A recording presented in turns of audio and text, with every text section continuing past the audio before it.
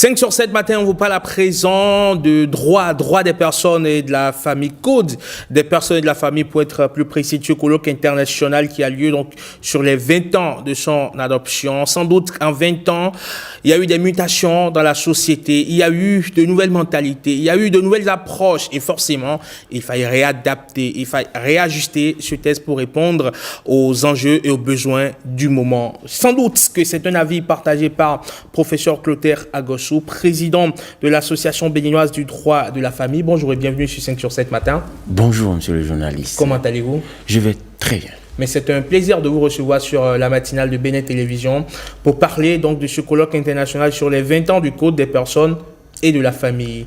Oui, exactement. Quelles sont les motivations, d'accord, qui sous-tendent ce colloque international? Alors, merci beaucoup monsieur le journaliste, merci pour cet honneur que vous faites à l'association béninoise du droit de la famille. Alors, qu'est-ce qui motive la tenue de ce colloque international sur les 20 ans de Code des personnes? D'abord, première chose, retenez que le Code des personnes de la famille est la constitution civile des Béninois.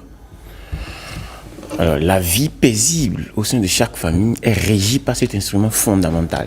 Et lorsque ce code a été adopté en 2004, ceci a révolutionné les relations familiales.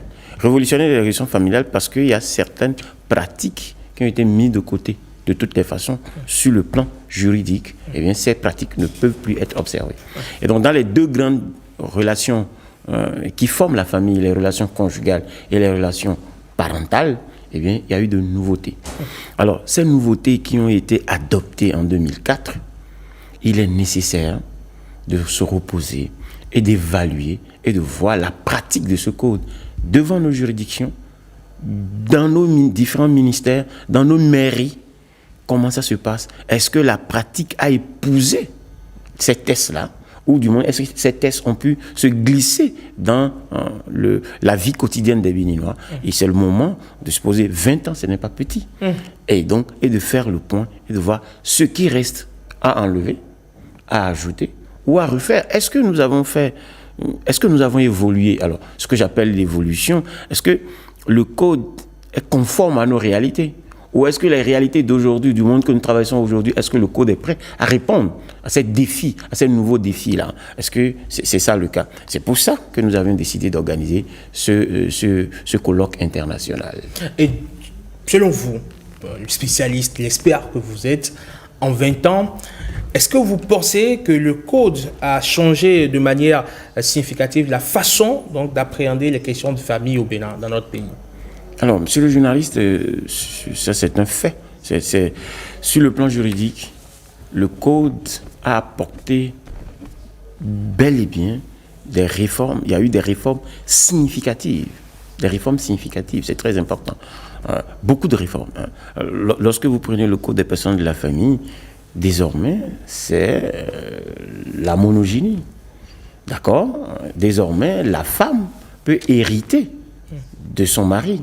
Désormais, il n'y a plus privilège de masculinité en termes d'héritage. L'homme et la femme contribuent aux charges du ménage en tenant compte de leurs facultés respectives. La femme peut exercer, ou les deux époux peuvent exercer des métiers en tenant compte de leur volonté respective. Et ainsi de suite. Et donc, il y a eu ces réformes-là et qui ont changé la vie quotidienne de chacun des Béninois.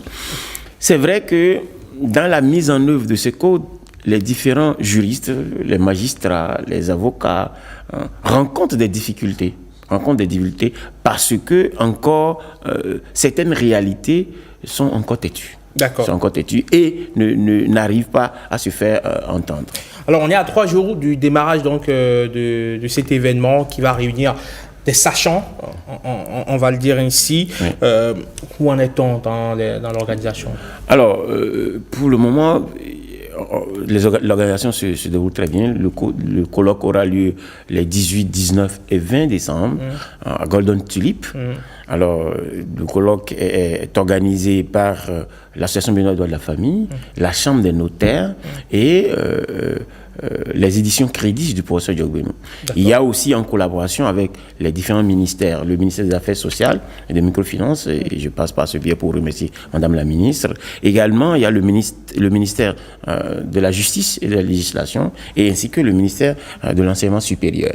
Et donc, tout ce monde-là s'est réuni afin d'organiser ce colloque, et que ce soit les magistrats, que ce soit les avocats, les huissiers, les notaires, tout ce monde-là a été convié pour que, à partir du mercredi prochain, donc à partir de 9h, le colloque soit lancé et tout se passe bien. Les invités étrangers commencent par fouler déjà le sol béninois. Déjà aujourd'hui, toute cette journée, nous allons les accueillir. Justement, on parle d'une belle brochette de gens venus. Oui, oui. Donc vous aurez l'Université de Toulon, Bordeaux, Laval au Canada, vous avez Louvain-la-Neuve, vous avez beaucoup d'enseignants et puis de praticiens qui viennent du monde entier. Alors justement, pourquoi faire appel à ces personnes-là qui viennent, on va dire, de cultures différentes, qui parfois n'a rien à voir avec la nôtre, pour opiner sur une question qui touche les Béninois prioritairement?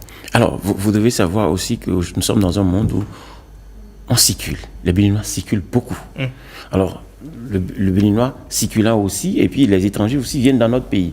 Et donc, nous avions constitué un panel qui est dédié au droit comparé et au droit international privé. D'accord. Et donc, à travers ce panel-là, il faut l'expérience familiale, l'expérience du code dans d'autres pays, comment ça se passe.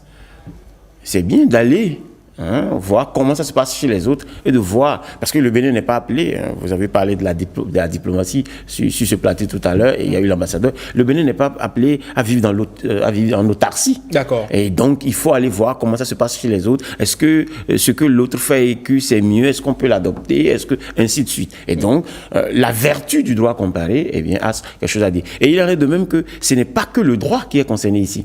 Il y a un panel sur la famille vue par les autres sciences. Donc, les sociologues, les géographes, les psychologues, tout ce monde-là est convié à ce colloque-là. Est-ce qu'à ce colloque, il va s'agir aussi de réfléchir sur les questions des minorités? Parce qu'on sait que c'est une réalité d'aujourd'hui. Est-ce qu'on va en parler ou ça va demeurer tabou? Non, on va en parler. Je vous dis qu'il y a même une communication présentée par un professeur agrégé de sciences politiques sur la reconnaissance des minorités en droit comparé et en droit béninois. Donc ces différentes minorités, la reconnaissance LGBT, les différentes revendications, ce sont des questions qui sont des défis par rapport à notre code qu'il faut aborder. Il y a spécialement une communication sur cette question-là qui sera abordée au niveau du panel 3 qui est intitulé La famille vue par les autres droits et les autres sciences. Très bien. Alors, professeur Agossou, qu'est-ce que vous avez envie de dire pour clore cet entretien et rappeler par la suite en même temps les dates, le lieu? Alors, je voudrais d'abord dire merci à toutes les organisations, tous les ministères pour avoir donné, et remercier surtout le professeur Noël Beguidi qui parraine cet événement.